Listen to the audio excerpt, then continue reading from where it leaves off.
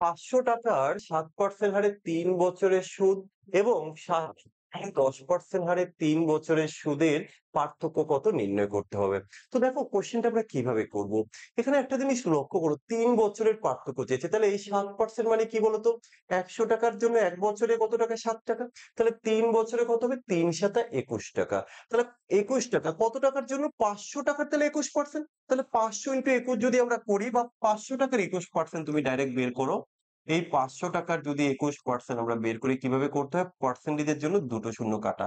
তাহলে কত হবে? 5 অক্ষে 5, 5 × 2 = 10। আবার একই রকম ভাবে 700 টাকার কত? 3 বছরে 10%। তাহলে 700 টাকার কত? 3 × 10 = 30% কত? 30%। দেখো এই পার্সেন্টেজের জন্য দুটো শূন্য কাটা। 3 7 কত? 21। তার মানে 210 টাকা। মাইনাস করলে কত হবে? 105 টাকা। তাহলে ডিফারেন্সটা কত? 105। তুমি এইভাবে করতে পারো, সবথেকে ইজিয়েস্ট। এছাড়াও তুমি চাইলে পার্সেন্টেজের ডিফারেন্স ধরেও কিন্তু অঙ্কটাকে করতে পারো। যেহেতু উভয় ক্ষেত্রে আমার কি রয়েছে, টাইমটা সেম, তাহলে যে রেট অফ ইন্টারেস্টের পার্থক্য, এটা ধরেও কিন্তু আমরা অঙ্কটাকে করতে পারি। তো যাই হোক, তোমরা কমেন্ট করে জানিও কারো যদি বুঝতে কোনো প্রবলেম হয়ে থাকে। চলো।